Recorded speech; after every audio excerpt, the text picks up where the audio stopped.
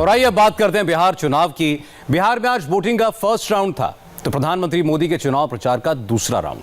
पहले दौर में आज 71 सीटों पर 54% से कुछ कम मतदान हुआ, जो 2015 के वोटिंग परसेंटेज के करीब 1.25% कम है। वहीं आज प्रधानमंत्री मोदी ने इलेक्शन में प्रचार का 5th गियर लगा दिया।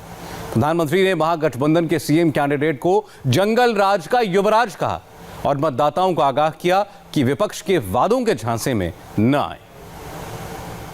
जंगल राज के युवराज, जंगल राज के युवराज, जंगल राज के युवराज, जंगल राज के युवराज, जंगल राज के युवराज बिहार को नुकसान पहुंचाने वाली इन ताकतों को भी हराना है। प्रधानमंत्री ने बिहार चुनाव की नई लाइन सेट कर दी है। महागठबंधन को वोट देने का मतलब बिहार में जंगल राज के युवराज की ताजपोशी है, क्योंकि तेजस्वी यादव जंगल राज के महाराज लालू यादव के सुपुत्र जो हैं।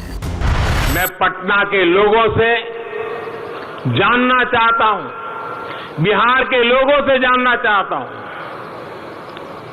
क्या जंगल राज में बिहार आईटी हब बनने का सपना भी देख सकता था? मेरे प्यारे बिहार के भाइयों बहनों,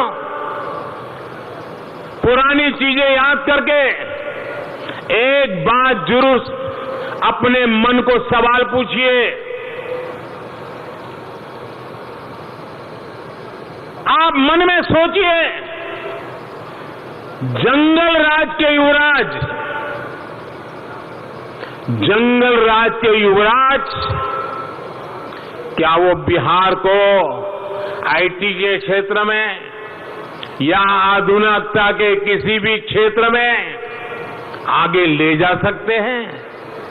इसका जवाब मुझसे ज्यादा बिहार की जनता जानती है। नरेंद्र मोदी ने तेजस्वी को नया टाइटल दिया, और क्यों दिया वो भी समझ लीजिए। बिहार के मिडिल क्लास वोटर को तेजस्वी का 10 लाख नौकरी देने का वादा बहुत पसंद आ रहा है। लिहाजा मोदी ने बताया कि तेजस्वी उन्हीं लालू यादव के बेटे हैं जिनके पास किडनैपिंग का कॉपीराइट था, और वो इन नौकरियों में भी अपना कट यानी हिस्सा तय कर चुके हैं, इसलिए वोटर उनके झांसे में ना आए। अपना काम, अपना कारोबार करने वालों के साथ इन लोगों को तो उनका जो बर्ताव रहा है उसे तो बिहार के लोग कभी नहीं भूल सकते। रंगदारी दी तब बचोगे, नहीं तो किडनैपिंग इंडस्ट्री का कॉपीराइट तो उन लोगों के पास ही है, इसलिए इनसे सावधान रहना है। याद रखिए, इन दलों की राजनीति झूठ, फरेब और भ्रम पर आधारित है। बिहार के चुनाव में एनडीए की नैया के खवैया मोदी ही हैं। मोदी को पता है कि वो इस राजनीतिक रण के कुरुक्षेत्र में कृष्ण भी हैं और अर्जुन भी। उन्हें पता है कि कृष्ण का पांचजन्य सीधे किसके खिलाफ और क्यों फूंकना है। उन्हें यह भी पता है कि अर्जुन सरीखे गांडीव से निकले तीर का टारगेट किसे बनाना है।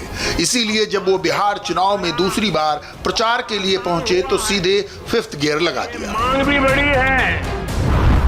नरेंद्र मोदी ने बिहार के 3 बड़े अर्बन सेंटर्स दरभंगा, मुजफ्फरपुर और पटना में करीब 80 मिनट का भाषण दिया। दरभंगा मिथिलांचल का केंद्र है, मोदी यहां 26 मिनट बोले। मुजफ्फरपुर उत्तर बिहार का बड़ा शहर है, यहां प्रधानमंत्री ने 24 मिनट भाषण दिया। मोदी का आखिरी भाषण पटना में हुआ, जो बिहार की राजधानी है, तो पीएम मोदी ने भी यहां सबसे ज्यादा 30 मिनट दिए।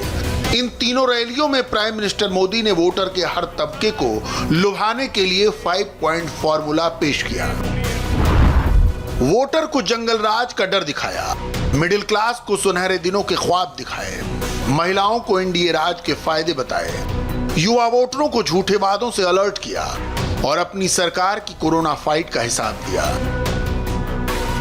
नरेंद्र मोदी और नीतीश कुमार अपनी पॉलिटिक्स में महिला वोटर्स को हमेशा तरजीह देते रहे हैं। पीएम की उज्ज्वला योजना हो या नीतीश की शराबबंदी, दोनों ही नेता महिला वोटर्स की ताकत को समझते हैं। इसीलिए पीएम मोदी ने अपनी तीनों ही रैलियों में महिलाओं को बताया कि एनडीए का राज रहा तो सुशासन भी रहेगा, राशन भी मिलेगा, खाते में पैसा भी आएगा, गैस का सिलेंडर भी मिलेगा, शराबबंदी भी रहेगी और सुरक्षा भी मिलेगी।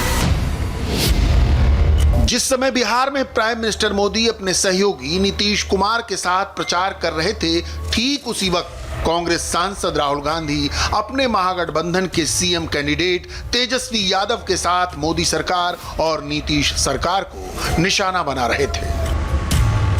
हम देश को चलाना जानते हैं, हम किसानों के साथ खड़ा होना जानते हैं, हम युवाओं को रोजगार देना जानते हैं, मगर एक कमी जरूर है हम में, हम झूठ बोलना नहीं जानते। उनके सामने हम झूठ बोलने में उनका मुकाबला नहीं कर सकते। ये कमी है, मैं स्टेज से मान लेता हूँ, ये कमान में कमी है।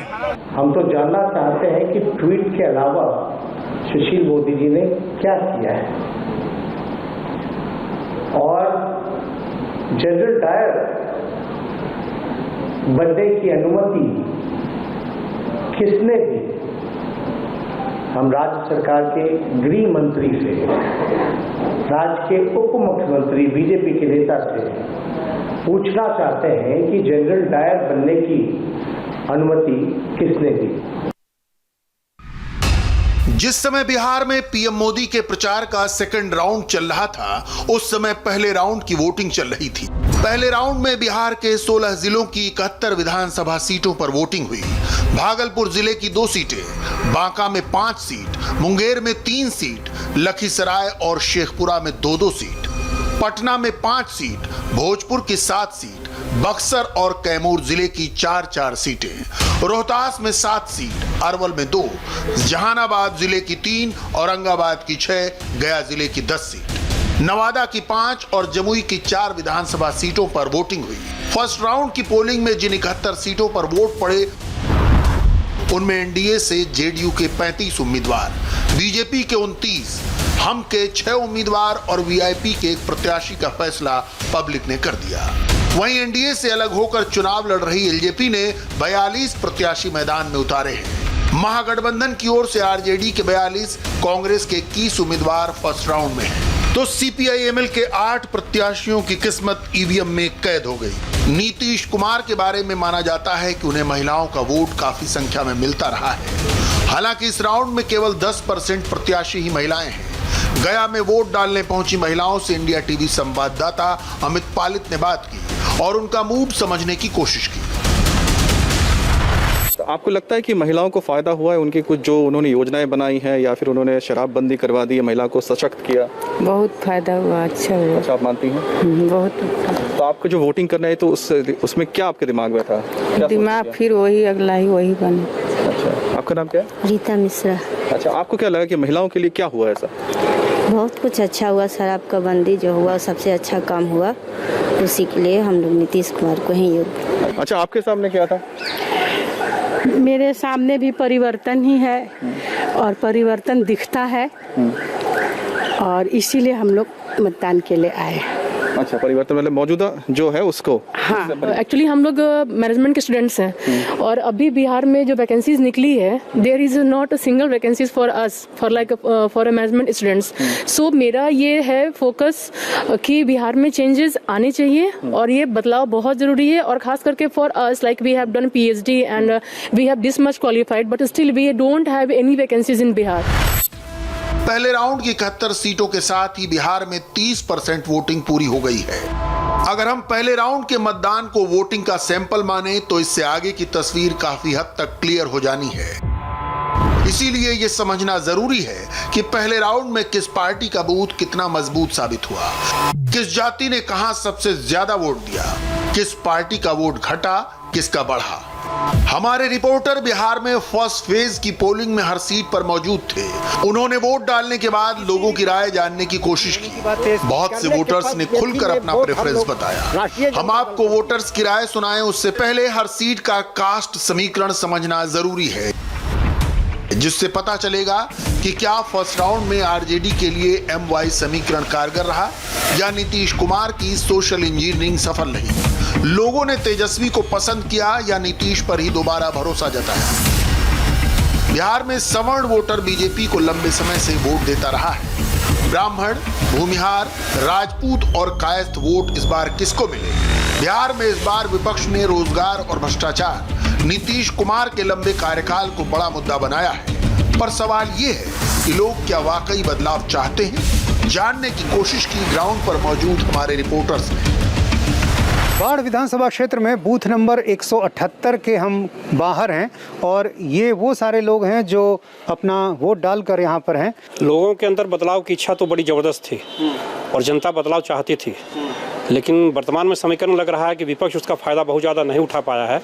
आपको क्या लग रहा है कि इस बार बदलाव होगा या बरकरार रहेगी? इस बार एकदम बदलाव होगा और युवा को नौकरी मिलेगा इस बार, क्योंकि बहुत पहले हम लोग बीएड करके बहुत दिन से बैठे हुए हैं, बहुत ट्राई कर रहे हैं, बहुत जगह ट्राई कर रहे हैं। एग्जाम में धांधली हो जाता है, इधर धांधली, सारी जगह धांधलियाँ होती है। हम लोग घर में बैठे किससे उम्मीद है? अब इस बार नई सरकार से उम्मीद है। चुनाव में कितने वोट पड़े ये भी बहुत कुछ बता देता है। एवरेज से ज्यादा वोटिंग होती है तो उसे एंटी इनकम्बेंसी यानी सरकार के खिलाफ वोट कहा जाता है। बिहार में पिछले 4 विधानसभा चुनाव का पैटर्न देखें तो 2000 में 62.57%, 2005 में फरवरी में 46.50%, 2005 के अक्टूबर में 45.85%, 2010 में 52.73% और 2015 के विधानसभा चुनाव में 56.91% वोटिंग हुई थी। अब दूसरे राउंड में 3 नवंबर को 17 जिलों की 94 सीटों पर वोटिंग होनी है, जबकि तीसरे चरण का मतदान 7 नवंबर को होगा। देखना दिलचस्प होगा कि 10 नवंबर को आने वाले नतीजे किसको दिवाली मनाने का मौका देंगे। मुंबई की चलती सड़क पर